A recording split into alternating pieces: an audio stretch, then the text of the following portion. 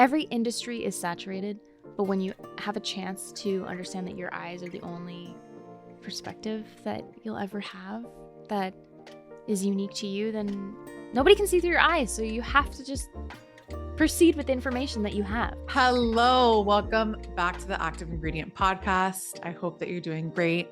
I think that this might be one of the most active ingredient D type episodes I've released to date. I really enjoyed the conversation. It is with someone who deeply embodies her truth in so many different ways. We have Teya Kepila on the show, who's also known as the Turmeric Times on social, and she is just such a ray of light. Teya is an incredibly talented ceramicist and artist based in Brooklyn who I highly recommend following if you love nourishing and regulated content, which is kind of hard to find these days. So I've been following her work now for a few years. And you know, when someone online just really resonates with your soul on so many levels and you're just kind of like magnetized to them, that's how I felt about her. And so I've been following her work for a few years now and was just so excited to be able to have this conversation with her in person. And everything that I felt online was like that and 10 times more in person. So in this episode, we are chatting about heartbreak, about body acceptance, about shifting identities, the power of movement, how to find and protect the spark that makes you come alive. And we get into her creative process and giving yourself permission to be an artist. So I deeply enjoyed this conversation and I hope that you do too. And with all of that, Teya, welcome to the show. I'm so excited. This has been a long time coming. I know. Like, how many months has it been? Oh, I think we've been over a holiday period. That's how long it's been. Okay, but I actually do want to kick off with that on things happening when they need to happen. Mm-hmm. That you're just like, if it's not happening now, it's going to happen when it's supposed to happen or not at all. Listen, there's a sense of surrender I think we all need to succumb to. And also, that's part of life. You have no control. We think we do. We think we own things. We think we can manage things. But it's important to remain human in these little moments of shuffling. Yeah, well, it was very refreshing. As is your work. Thank you. I love what you're doing. I've been following for, I don't know, maybe like 2 years or something. So I came across your work. Literally, it started with, you came up on my YouTube on your breakup video. Oh no. We also don't have to keep this in there, but I just wanted to tell you, no, like, that's good. straight up, like, this is how you came into my sphere. Okay. And I'm always paying attention. I'm always paying attention, period. But I'm always paying attention to like when certain things are coming into my orbit. And it's like somehow it always ends up connecting later down the road. But yeah, that first video came up for me and I was like, in the age that we're living in with people using vulnerability as a tool to like get people, you know what I mean? I was like, this is so refreshing. It felt so real. And I just connected with you so much in that. And I feel like I read the comments and I was like, people feel your energy. And what was that like for you? How was that process of sharing that with the world and actually putting it out there? Well, were you looking for breakup advice? Well, as the algorithm could sense in me, I was going through a really intense breakup. Yeah. And when I saw how you were processing, and I was like, man, this is just so refreshing and different. And a lot of people, like I said, they were posting to be vulnerable for the sake of an outcome. You know what I mean? That's really interesting because that was definitely not for an outcome, but it's funny because you think, oh, it's on a public space of YouTube. There's going to be an outcome. There's going to be some kind of response.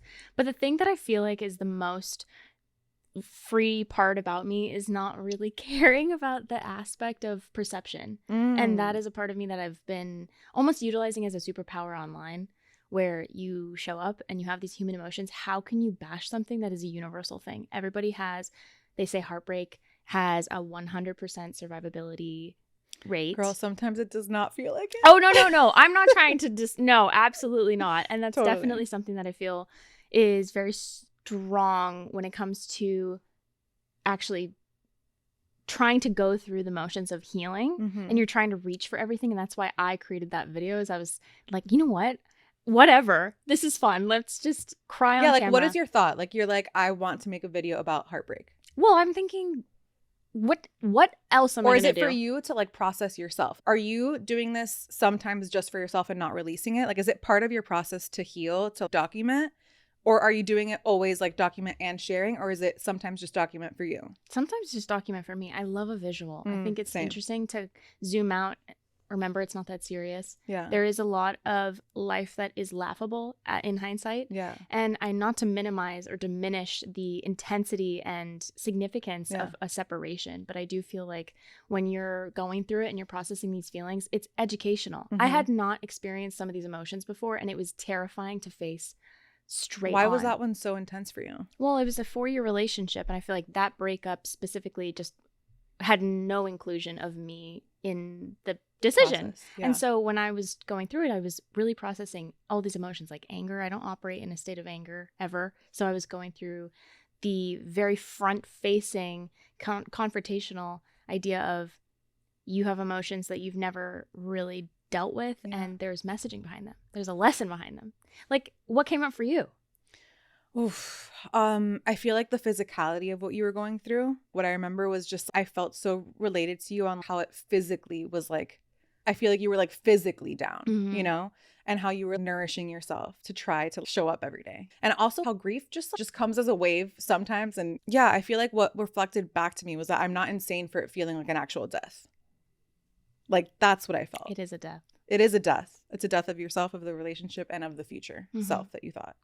But yeah, I don't know if all people feel at the level that we feel maybe, but I felt like you were letting yourself not only feel that, but then share it, which was so fascinating to me. It was embarrassing to, I mean. Is it embarrassing for you? I mean, it was embarrassing. It was. Why? People say that the key to success or the key to the other side is embarrassment. And how to get there is letting go of this perception. But it was never about other people when I was recording that or posting it. It was more so, these feelings are way too big for me to process alone. I don't understand how, because it is manifesting in my body physically. That's what I'm saying. Like, the physicality is what I felt connected to the most from that video. Yes. I was like, I don't feel like people don't talk about it or share how that actually, how do you work? Like, how do you actually show up and work when you're there in that place? In the place of heartbreak? In the place of when the physicality of it is so big. Well, I think because it's physical, you have to combat it with physical things like dancing or movement. And I think that's honestly when I started to get into running, because that is when I just wanted to be in my own world and create comfort back into my body. But for a very long time, because of what you know and you've created this normal world for yourself with somebody else or whatever your normal thing is. And because it includes a human being and that human being is no longer there, it's almost like a part of you is no longer there. And you have this physical reminder of loss. And so physically, you've almost had this extraction and you've not been able to accumulate familiarity. And so you're trying to do that again. Yeah. And to create a familiar home in your body and an untouchable world on the inside, you have to spend a lot of time there. But oftentimes it has to do with facing the feelings, enjoying the process. If you were to zoom out beyond the grief, zoom out and enjoy the process of getting to know yourself through those, I guess, quote, ugly feelings, that there's probably information there that you need to know about yourself so you can handle other situations as well. But the physical aspect was a huge outlet for me. How far in were you like running is going to be the thing? It wasn't definitive. I just got up and I started. Music was the gateway for me. Huge. What's you your dance go-to? in your head. Yeah, of course. Yeah. What's your go-to? For the longest time, it was anything that had to do with feeling hot. Like you can imagine, just like, I mean, truly, being a woman is so adventurous. You have all these things that you try. You're trying to figure out, does this work on me? Does it feel comfortable? Do I feel sexy? Do I feel in my body again? Can I own my energy? And when you're coming out of a point of grief, I think you don't know anything. Nothing's secure. So you're trying to find that again. And part of me, my journey of, I guess, paving that path again towards myself was these kinds of songs that made me feel hot. I mean, it was like Nelly Furtado. Okay. or the Bee Gees. I mean, there's a huge scope. It's range. Yes. I love it. So you're running the marathon. Yeah. So this running little seed ended with you now running your second marathon. How are you feeling? I'm feeling now good. It's like in a few days. I know, it's in a few days. I'm really excited that we're talking about it because running has never been a point of rigidity for me, even though it is a very extreme sport. Yeah. And 26.2 is no small commitment. No, the fact that you're doing it a second time, Yeah. 2 years in a row, That's impressive. Thank you. It's more meaningful to me that I get to do New York again, specifically because the first time was New York and I had no idea what I was getting myself into. Running to me is very passionate. It's very giddy and free, and I just feel extremely present when I'm there, but you're also not there, healthfully dissociating a little bit, and it's nice to have a little escape. Like I said, it became a meditation room for me. I got to think, I got to process, I got to look at life and be grateful and look people as you're walking past or not walking, you're running. As you're running past everybody, you see so many stories and versions of life that you just witness. It's so beautiful. It's my takes favorite me out. day of the year. Yes. Like I was supposed to go to Miami and I planned my whole schedule to be after the marathon. I'm like, I have to be here for it. It's the best of humanity. It is the best of humanity. It has probably the strongest form of connection that's visible. It doesn't matter who you are. And physical. Yeah. I feel like I think that's what makes it different. That it's that level of connection and it's like through a vessel of physicality. Because we all have bodies and you see people that are able-bodied and not, like, you know what I mean? Like you see everything there. And it's just, I'm so excited for you. What do you feel, since this is the second one, like what did you feel in the first one leading up to it? Like what is that feeling the day of? The whole way through I was thinking, I'm just so happy to be here. I'm so grateful to have an able body, to commit to something, to be there, to show up. They say a marathon doesn't make you a runner. A race that you formally signed up for has nothing to do with the status of being a runner. It's the same thing like if you were a writer and all you did was write in your journal every day. I still think you are a writer. Yeah. Or if you practice playing an instrument, you are a musician. Think this is interesting. I think that. I know it's controversial and people are like, well, it's not a profession. No, not that it's not a profession, but like the act of being witnessed. Oh, yeah. You know, like does it make you, I think yes. I do think that if you're a writer and you're not showing it to anyone, you still are a writer. But I do think that it's something that it's like the follow through of the art or of the act of running. Like there's something powerful about being witnessed. It's that saying of like, if a tree falls in a forest, like, you know what I mean? Yes, absolutely. Somebody actually told me about this, the same thing. And we had this very similar conversation, but I feel it is important to note that if you continue to keep things within, I mean, there are two kinds of artists. There's an artist that has absolutely no desire to share anything and they create purely for themselves.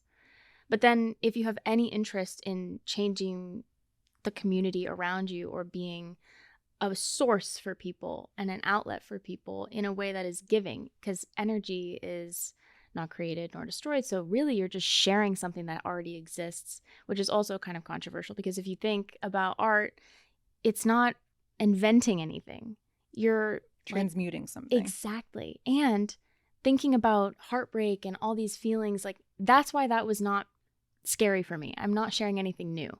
It was absolutely the most normal thing to go through. I just got goosebumps. You know, I talk about this a lot for people that are just starting to write or journal. When I started, I was so scared someone was going to read my journal. I was terrified. And then one day it dawned on me and I'm like, what am I so scared that they're going to read? Something that they haven't experienced? Everybody has thought every single thought that I've thought on some level. Yeah. You know what I mean?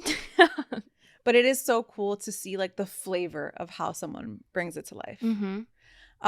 Okay, so back to the marathon. What is your motivation? Like there's running and then there's doing a marathon. What is the motivation to actually do the marathon?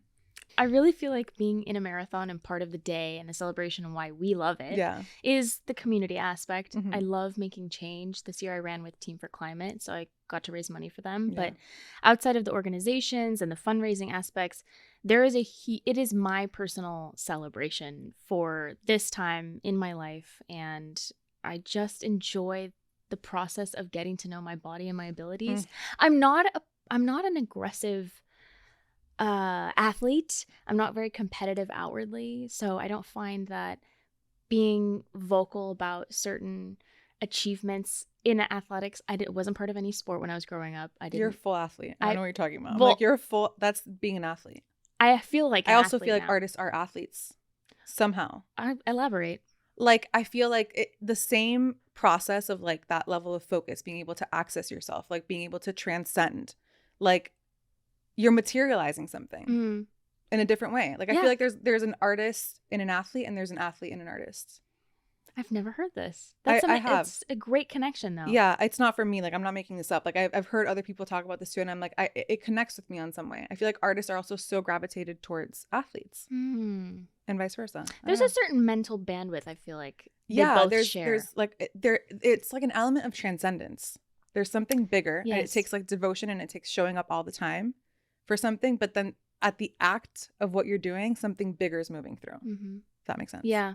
Which I think is in both. Well, both also bring up huge emotions. Yeah. And you have to be disciplined in some regard. Yeah. To either push past to be public about your art, like sharing your art. Let's talk about sharing. Okay. Let's talk about sharing. Okay. Because this is hard. Yeah. It is deeply uncomfortable, especially if you're starting in something that you have not done before and people don't connect you with that. At this point, you're a ceramicist, you know? Like when you're posting or creating ceramics, that's not odd to anybody. I'm curious on how it feels for you to share your art, your ceramics. But what are your thoughts on those early phases of sharing versus what it's now when you're established as this is what you're known for? That's a good question.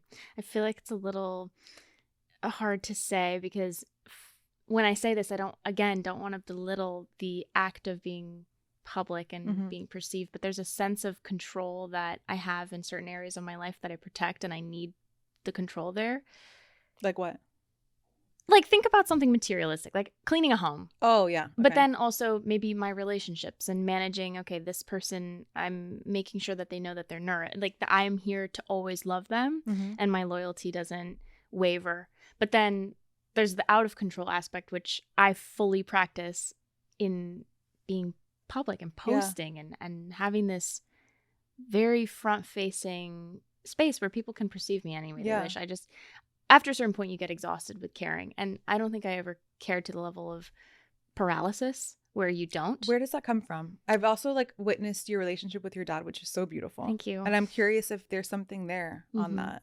Well, growing up, I think everyone's relationship to art and the way that they move through the world obviously roots from their childhood. That's not news.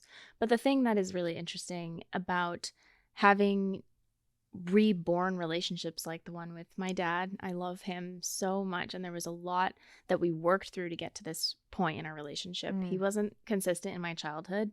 My parents split when I was really young, so there was really no consistency in any regard. No typical holiday season, no house. When yesterday I went to a journal workshop and they asked me, close my eyes and think of your 6-year-old self in that 6-year-old bedroom, and I was like, which one? I don't know.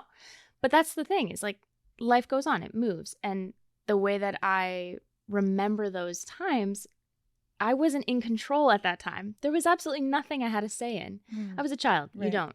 And that's quite normal. But also just witnessing all of the shift that my mom went through in divorces and remarriage and shifting from state to state or school to school, new friends. I mean, you really have no consistency when in a position like that. But I feel like that had everything to do with managing my own world. And part of what I elaborated on in that little journaling section with the 6-year-old self is I realized I didn't have any control of my external systems, except what I could internalize myself and get to know was the world that I was creating for myself. And there were a lot of things that I seeded when I was 6 that I had no idea, like the relationship to my body hair and getting into the kind of differences that my body has compared to every How did that come up for you?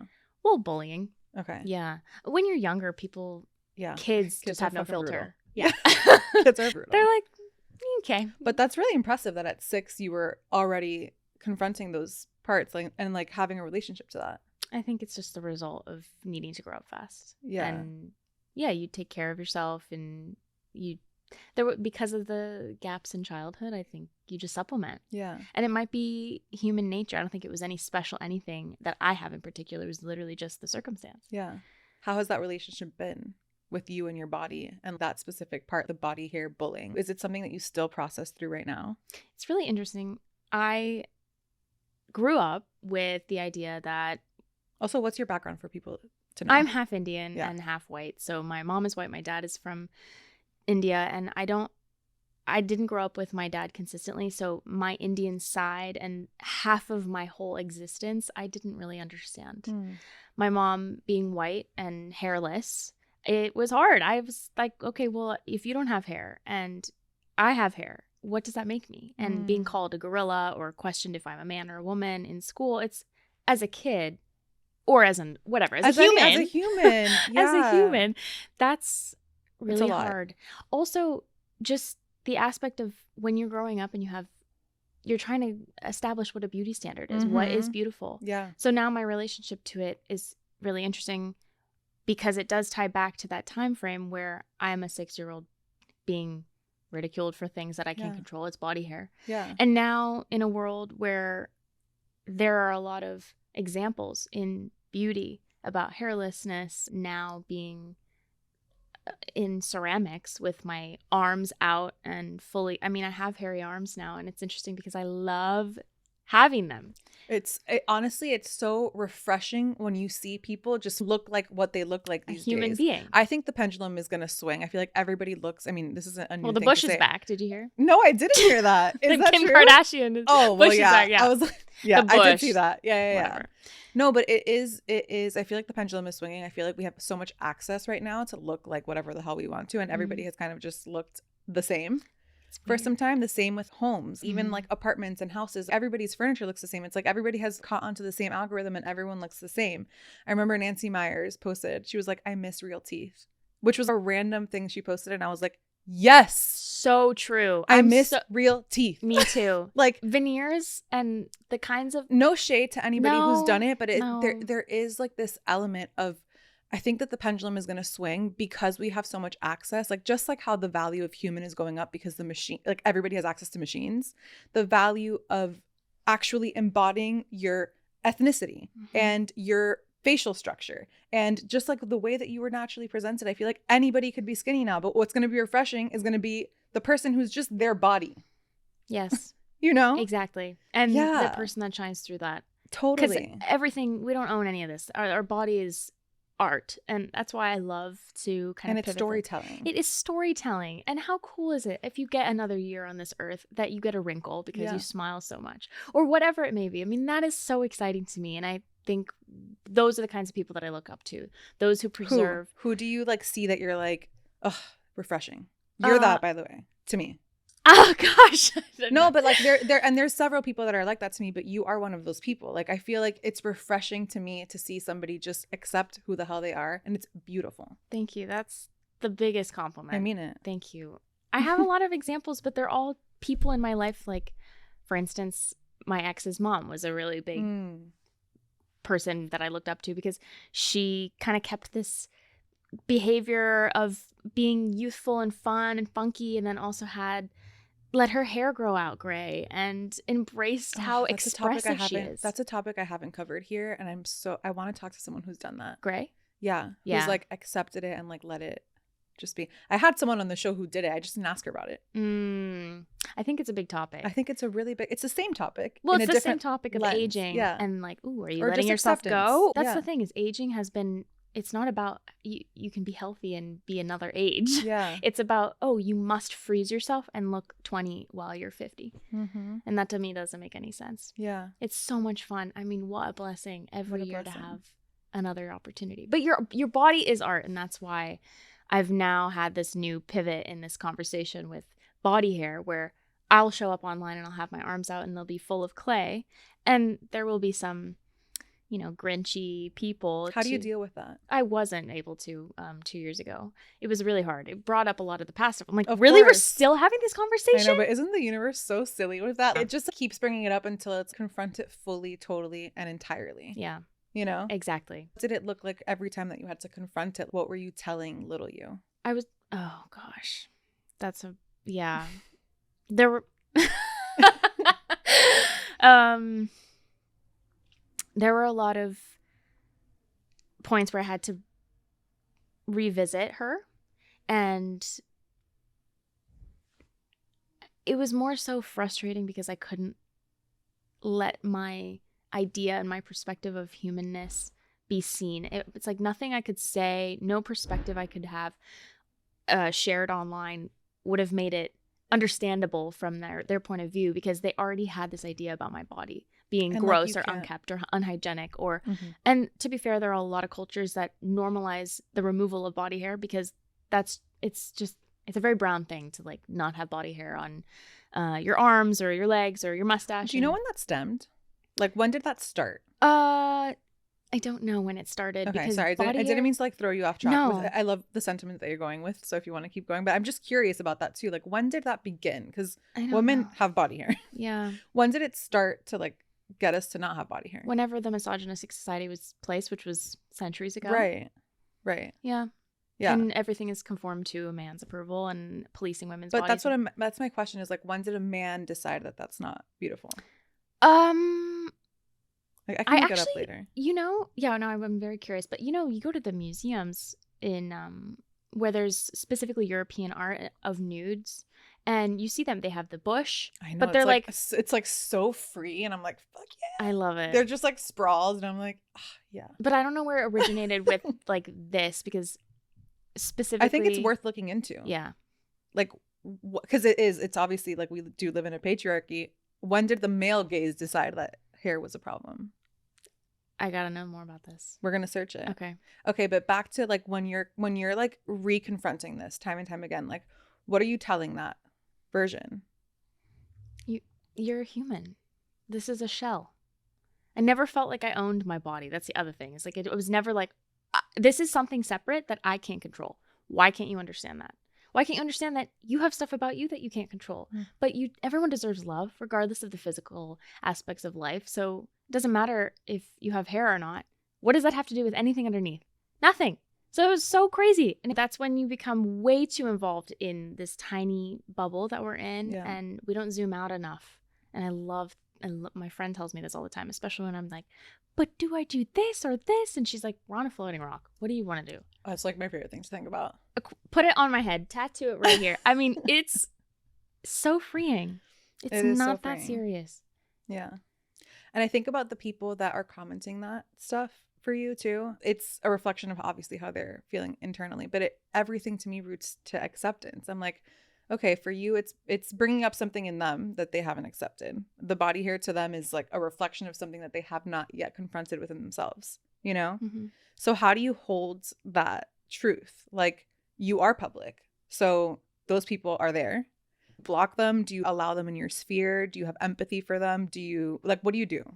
Because it's like you don't want to accept that energy. You know? I just think the body that's art. And I think that was the first kind of realization that I had when I knew I wanted to occupy the space of art, where I looked at my body and this thing as art, and that can be a translation into the way you move and think about things. And if you think about everything as a subjective piece of art, it becomes more accepting. You're constantly accepting and bringing compassion into conversations. You're bringing compassion into maybe why do you think that? I'm very curious. And tell me more about how, and it's just interesting to understand that everyone was brought up differently.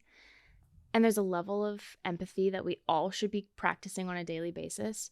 Just because I wasn't brought up in your community and you weren't brought up in my community doesn't mean I can't learn about you. Doesn't mean I can't ask questions. Doesn't mean we don't have a common denominator too. Absolutely. Yeah. There's way more we can relate to than the things that divide us on a day today. Like, oh my God, say that louder for this era that we're living in, please. I know. No, it's so overwhelming, but it is really overwhelming. I feel like there's when faced with that kind of backlash on something like your body, and the fact that your body, the vessel, your home, is controversial to somebody else, a stranger across the world, in a home that you've never been to, who has a mom you've never met, who has life that you don't know anything about, and they decide to release something like a comment that could be the tip of the iceberg or the last feather on top of a giant mound of energy that someone carries around every day. That's really dangerous, and there's no accountability online, which is the bad thing about it. But then I also think you can send them love, you can send them something, and sometimes it's just like you have no idea what you're talking about. But then at the end of the day, what do you do on a practical level? On a practical level, I just delete it. Or I let it sit there, which is kind of crazy. I let it sit there. And then what do you do with yourself when that happens? I have to remove myself. I do something about it towards myself where I actually understand that nothing has changed. Yeah. This person. But is it like inner talk? Is it writing? Is it running? Like what is like you get that hateful comment? Because it's like maybe not everybody that's listening is public, but everybody that's listening has had some sort of adversity or someone has said something shitty to them. Yeah. On a practical level, you receive that's coming from, it has nothing to do with you, but it still hurts. What do you do? The knee-jerk reaction is to be louder about it, so I'll post something. I mean, sometimes that's the right thing. I'll be like, you have a problem with my body hair? Oh, let me roll up my sleeves. Because the clear problem is exposure. Lack of exposure, lack of the diversity. And I maybe were just spoiled rotten with how many amazing humans live in this little hub of New York City. But I definitely feel like exposure is the key to just growing a more compassionate dialogue between us and the next person we have no idea about. And how do we stay curious and a student, and how everything is not personal, has nothing to do with you 100 times out of 100. How did you get to that knowing? Are you doing active work to be reminding yourself of those truths, or it just lives inside of you now? I was born with it. No, I'm just kidding. I mean, we're all born with it, but we all forget it. No. All of us are born with it, and all of us forget it. I know. No, okay. Well, I think first of all, what you surround yourself with, it accumulates who you are. So your friends and the people that. Yeah. I think it's just you have to have awareness of what conversations you're having on a daily basis. And if there's a weekly check-in point with your friend and you know that you're having the consistent dialogue of zooming out and remembering it's all going to be okay and you're out of control, but you know what? What's in control, how you can respond and not react to things. And if there is something that you can do mindfully, like there's a lot of internal introspection that I have when it comes to a future self or a higher self or someone that you aspire to be. Not necessarily another human that you know, but just there's always a version of yourself you have preserved in here. And you're like, oh, would that person do this? That's and powerful. Then, of course, literature. If you like, The Four Agreements is a very beautiful book. Great practical tool. Yeah. No one's ever said that on Active Ingredient, which is hilarious. I'm sure everybody who's come on the show has read the Four Agreements and nobody has said it. Four Agreements. Yeah. Or, I mean, any other ones, like The Untethered Soul is a good one. I knew you were going to say that. No, you didn't. I swear to God, I knew it. I knew. I mean, it's like Four Agreements, Untethered Soul. Yeah. Okay. I feel like you don't, like, I feel like there's, I mean, I love to read, so I've read, like, a lot of them, but I feel like there's only a few that are, like, so potent. Yeah. That it's like, that's pretty much all you need. Okay, two more. The Creative Act by Rick Rubin, obviously, and then The Artist's Way by Julia Cameron. Great artist-focused books. All four of them. Because we're all artists. Big. And your body's art. Expand on that. Hold on. We're all artists. Yeah. So I started talking about, because on the show I've had a lot of founders, and I've honed in on saying it to people that I work with and just people in my life. I'm like, founders are artists. All people are artists. But I'm currently in the season of trying to help people remember founders are artists. But expand on how all people are artists. What does that mean to you? Think about your fingerprint and how you will never understand someone else's fingerprint, nor do people really care, because they have their own unique identity. And I think it's interesting that we all walk around with this uniqueness, but then at the same time, from the external view, because we all have fingerprints, we realize, okay, well, maybe it's normal. But it's interesting if you go further into it, there's an intricacy we don't see. There's a sense of experience we'll never be able to have. And that's why art is subjective, is because even if someone was viewing the same piece of art, everyone has a different idea of it. You will never be able to jump in someone's skin. People say walk a mile in your shoes or whatever. That's impossible. It's the one gift of life, is this life, this body, this experience is solely ours. Even if we try to transmute it into a piece that's tangible, even if an artist spends their entire life trying to help relay a message, it's still an incomplete message. Why? What makes it incomplete? Because life is active. There's absolutely not a single moment that's frozen in time long enough to understand. Do you not think that there are, like, universal truths that, like, even as we transform and transmute the energy cyclically and time again, that there's, like, an undercurrent of truth? I think there's basics, like fundamental ideas that help every idea kind of wrap in one bow, where you don't overthink something. But no, I think everything's independent. So the work is never done. No. And that's why it's really cool to have these reincarnated ideas, and maybe there's a new version of something that comes out, or maybe there's a new take on a piece of work or a new iteration. How do you feel urgency?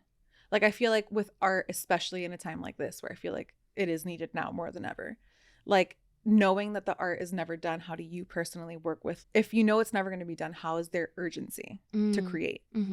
That's a good question. I don't know if there's a sense of urgency because I'm in a rush to say something. Rather, I just know that I have space in a very saturated art world. Everything, every division, and every industry is saturated. But when you have a chance to understand that your eyes are the only perspective that you'll ever have that is unique to you, then nobody can see through your eyes. So you have to just proceed with the information that you have. Yeah. That's in your knowing. And I'm not saying everyone has something that the other person doesn't. I think we can share things. I think we can understand things and be communal on aspects. But what brings us together is kind of this mystery of like, oh, we're all really just trying to figure it out. What do you know that I don't know? Can I learn something from you? And how do you stay grounded and humbled that our identity is the reaction, it's the reciprocity and everything around us. It's it's the community, it's the nourishment on and off the plate. It's how do you connect these dots and realize everything is actually connected. There's nothing that we have that's individualistic when you're creating something. Like I said before, energy cannot be created nor destroyed, so neither can an idea. I just think it's all different iterations of each other, which is beautiful, but the urgency comes from I'm feeling this come out of my body. I am actually taking this very weird feeling, like where is it identified in your body? And that's why physical manifestation of emotions is really scary, because if it doesn't come out, it goes somewhere else. It comes out somehow. Yeah. Or and you can't control your body. Yeah. Or you can't control maybe the way that you are emotional and react on certain things. If you're not intentionally explorative, where's it going? Oh my God, there's so much here. I know. I feel like I went on a tangent in the left direction. No. That it's just so potent. And I guess like, yes, I agree 1000%. Every single human has their own flavor of all of us saying the same thing. You know what I mean? Like it's a universal existence, and it's how you and your own perspective of how you bring it to life is that for the person. I feel like a lot of people have a traditional sense of what art is, the mediums of painting, of ceramics, of, when you say everyone's an artist, what do you mean by art? Like, let's expand. What does art mean? Sentiment. You put value on something through sentiment, through emotional connection. But does it connection. involve like creating? Does art mean that it has to be created? No, okay. I don't think so. I was just in Brazil and I met some French guy, and he was like, I don't think this can be art. You can't just take a picture and have it be art. And I go, well, actually, you can build sentiment, you can have a story behind it, and this story is meant to connect somebody else. Art is it's a vein between you and I, and there's flow. But if we're not able to fully be willing enough to receive something from this piece, this mutual point of connection, then that's when maybe you don't think this is art. But that's subjective in itself. Like so it's belief is what you're saying. Yes. That's it. Yeah. So it's belief that it is art, or that like your perspective is worthy of it being seen as art. I don't think there's a worthiness. I think it's am I willing to see something here? Well, I guess like for the person, like I'm thinking of the person listening that's like, well, I don't know, I have 8 million pictures on my phone, but I'm not an artist. The difference then for someone who has 8 million pictures on their phone who is an artist is that they believe that they're worthy of calling it art, or that they just believe that it's art. I love a story. I love a concept. And I think if somebody even were to take a screenshot of their 8,000 pictures on their phone and go, I'm indecisive and I still think all this is relevant and I can't just choose one of the same picture that I took 8,000 pictures of the same thing. Like maybe it was a tree and they took 8,000 pictures of a tree. I still think that if you were to zoom out and go, wow, you have so many pictures of this one tree, and your indecision could be art in itself. I love that. Well, I'm just saying, there's so many there's so many perspectives. Like you can go from an angle of storytelling, controversy, education, or entertainment. And those are all things that I feel are they grab you. They grab you and they make you connect in one way, whether you like it or not. And sometimes the controversy is art, which is why a lot of artists that are memorable today, that are not here maybe, have created masterpieces because they've started really huge conversations. Like Banksy's a very easy one. I feel like everyone knows, but the controversy is disruption and vandalism and it's inconvenient. Yeah. Yeah. Do you think that art is just truth too? Yeah, truth, but in your perspective. Right. And that's why people go, why is that art? Body So then hair it's is just not like art. being an artist is just having access to your own truth. Uh-huh. And then sharing it? Or no? See, that's the other Because like the conversation. vain thing that you're talking about, Mhm. that requires being in connection to someone. So it's like, yeah, my being could be art, but I have to have access to it and knowing that it's art to like see it that way. I think it's an opportunity to tap into an entirely other strength, which is community bonds. And if you're not willing to share, then you lose on connection and the ability to connect with somebody who you don't know. What I just don't think the point of life is to remain hermited. How can you enjoy and marinate in your world? There is a shell of an ego. I'm not saying this in a negative way. There's just a shell of protection that you have between you and the outside world. And you're slowly creating a thicker and thicker wall because of whatever fear you think exists on the other end. But the relatability knocks all the walls down and you realize it's not a scary world. And actually, it's beautiful when you get to share things and ripple things and connect, hold each other's hands. Nobody knows what they're doing. So to shelter yourself from all of that unknowingness or the curiosities, it's a loss. One of the greatest losses of life. I've literally full body chills. I completely agree. For someone who's listening, that's like, yes to all of this. Like I feel what you guys are saying. And they maybe want to explore their artistry. What would you tell them on how to start? There are so many ways you can start because art is very vast. So there's like visual arts, there's performative arts, there's vocal art, there's sculptural art, there's even just storytelling art, there's writing art. You have so many artists take the shape of personalities they don't have. Acting. I mean, think about really how vast art is.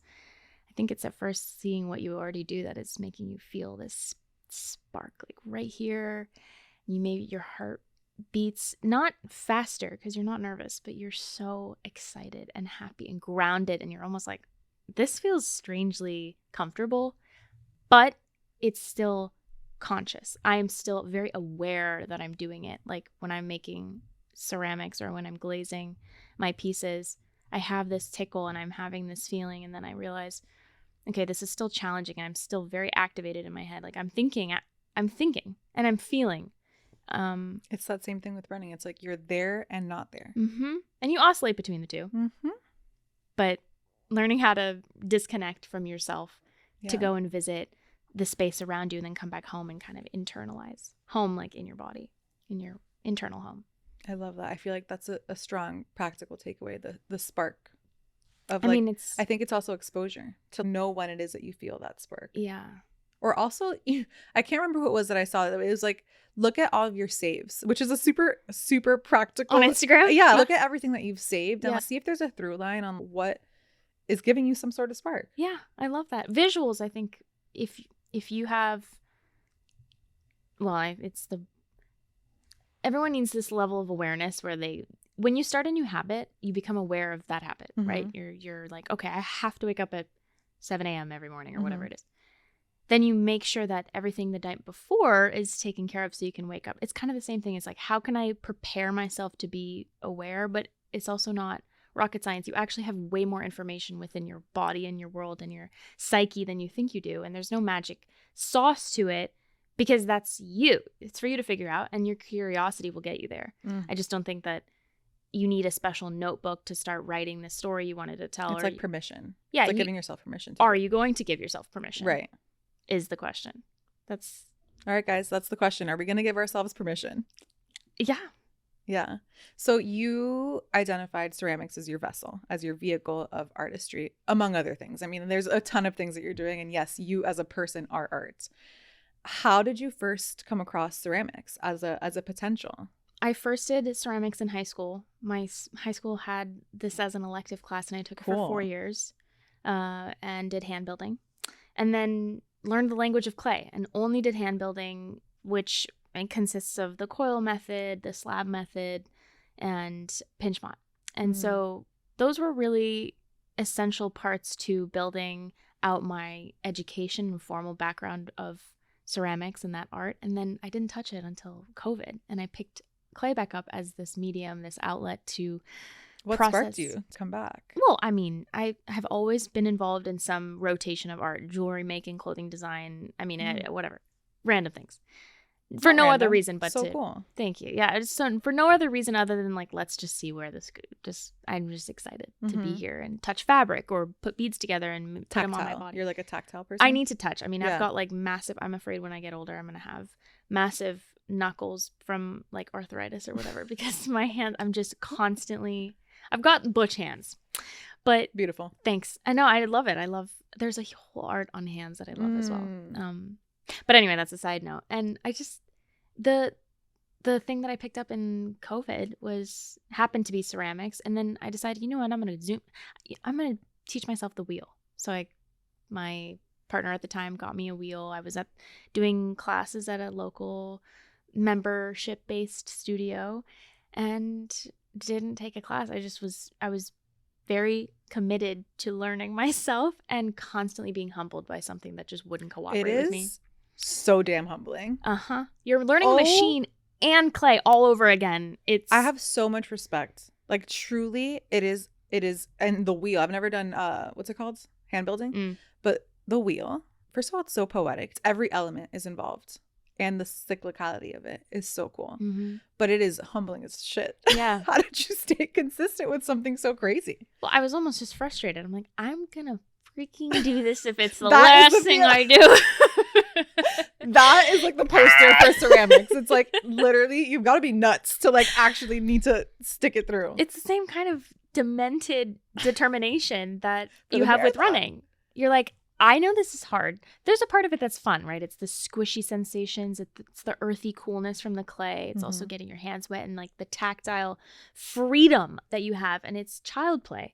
I do this a lot with my ceramic ceremonies. I relate it back to child play and being this internal explorer, and you're exploring your emotions as you're doing this thing. And then we're in this perfect world where everything in life is scheduled and there's an expectation for it, and you're here to complete an assignment, but it's not about assignment. So it was really fun to just explore and play and know that there was time. And I do feel like during a time like the pandemic, it was frozen. Everything was frozen. Yeah. So I was very What lucky. was the process for you? Your identity became that. Or I don't know if you would call it your full identity, but I feel like I see you and you're a ceramicist. You know what I mean? But 2020 was not that long ago. So what was that process to find? I guess you said that your whole childhood, like you felt like you just gave yourself the permission, or that you don't care that much about what other people think, I guess.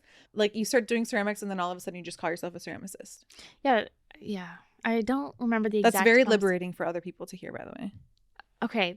I don't know. There's no rule book. That's the thing, is you think you're like, okay, well, what at what point am I gonna just take on this new title? I guess. I don't know. I mean, at what point does a chef have a chef's hat? Well, probably when they get hired and recruited by somebody else to come into the kitchen, but I don't have a kitchen. I'm the kitchen. I'm the operator. So I'm almost like thinking, I guess I just start. I guess I fake it till I make it. But it's not faking it. You're just finally letting yourself believe into something else and letting your identity morph. And it's not confined to these walls of clay, even though this does occupy my time. And I do fully embrace the identity of an artist.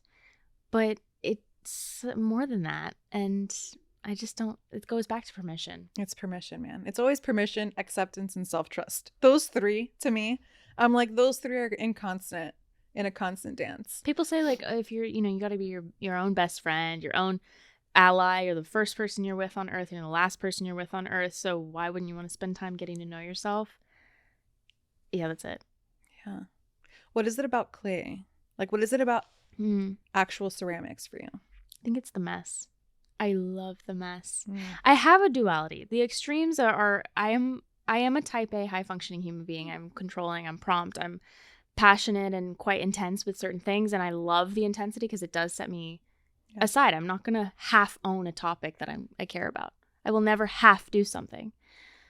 Nor do I think it's obvious when people teeter between, is this socially acceptable to be on this one side of things? How do you own something with your chest? I think it's just a fear of the perception thing. And it's hard to do in person. I think social media puts a really lovely buffer between you and the other person you don't know to leave things like crazy comments or amazing community and cheering on and supporting where people think they know you online. Yeah. Yeah. Well, okay.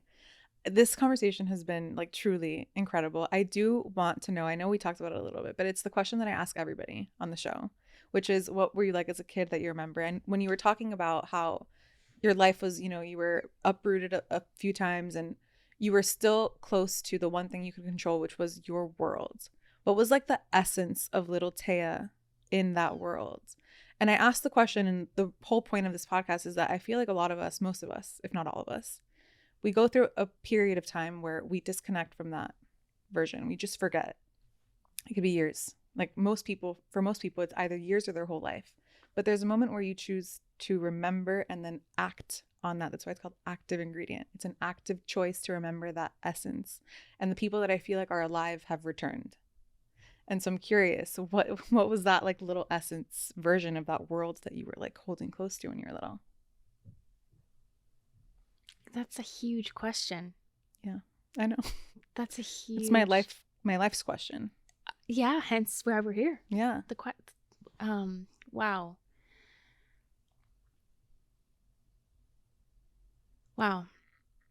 I feel like my childhood, I did have some blacked out, blotchy spots. I don't remember some parts of it, which is kind of sad to not be able to recall. Mm-hmm. However, my essence of who little Teya was, I guess, a sense of curiosity. I never felt like I knew anything or everything, and I still don't, and I don't think anyone ever will. So to be a student, and I was never good in school, but I feel like you're always in a classroom in a life setting. So it's fun to just not know and ask questions and be curious.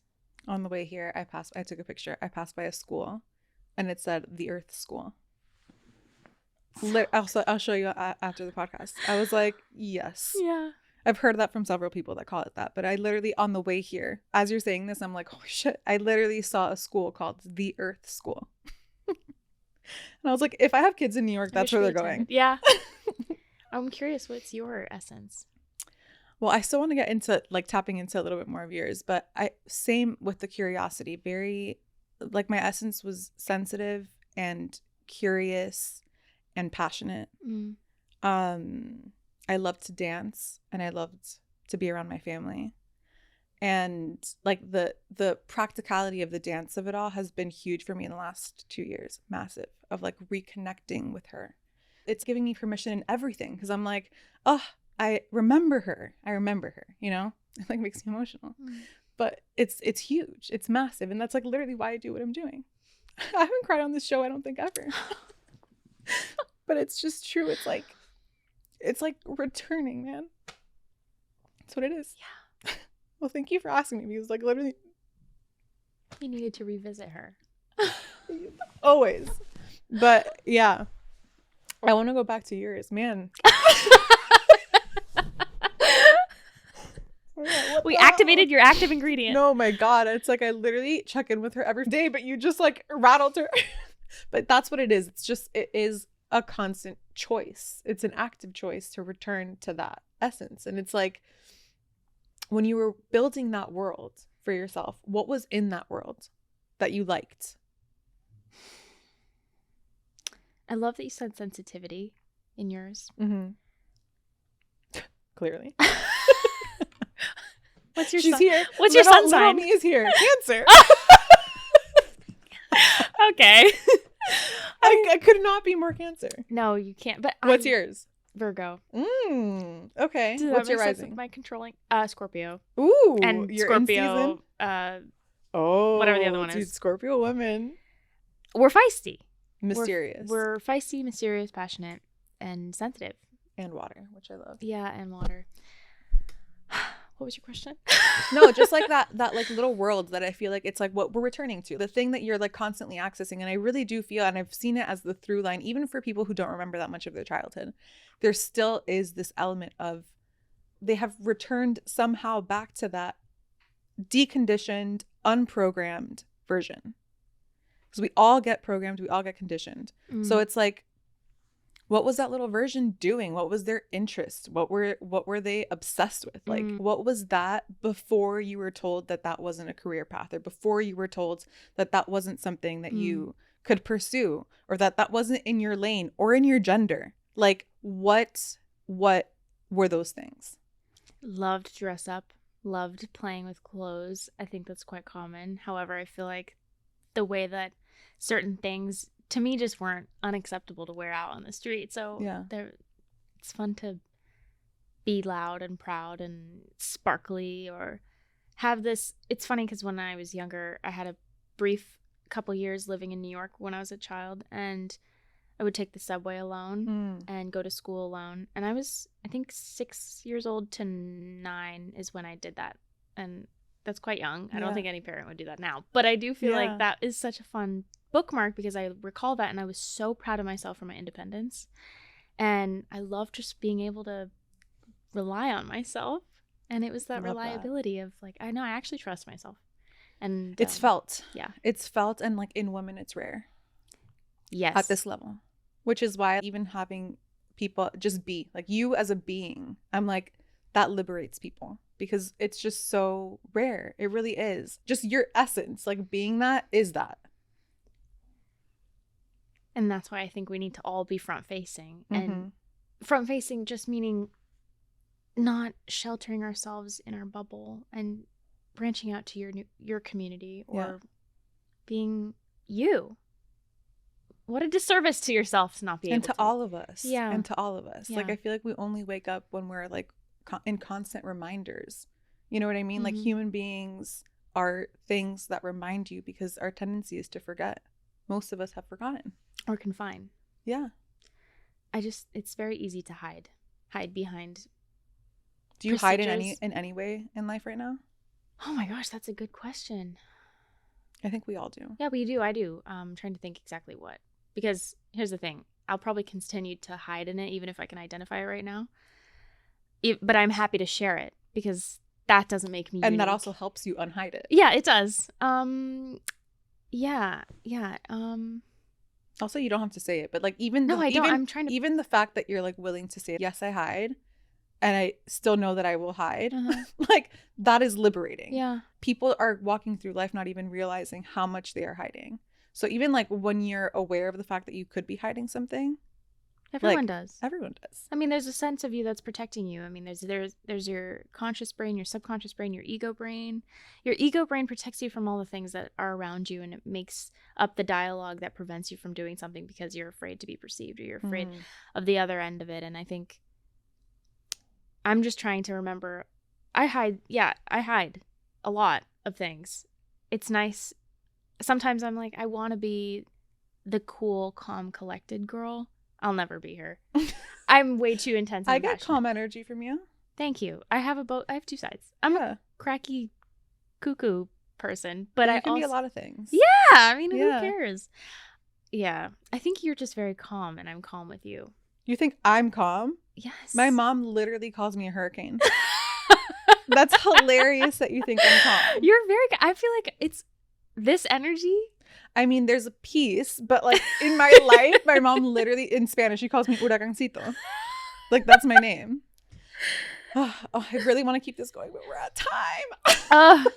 We're going to have to just keep it going. I know. Okay. What's one thing that you would want to leave the listeners with in terms of like whether it's like a practical tool or something? Because I think that this all comes down to just connecting with yourself, like that access point. Is there any practice that might be like something that you're doing right now, morning, evening, doesn't matter, something practical that you're like, this actually helps me connect with my truth, whatever that is? I'm really trying actively to remain an observer. I don't own things. I'm here to learn about myself, about others. Any dialogue or storytelling I have about anything outside of my body, where did that come from? Where's the root of these things? And I'm trying to continue to be open and not judge. And That's judge a big one.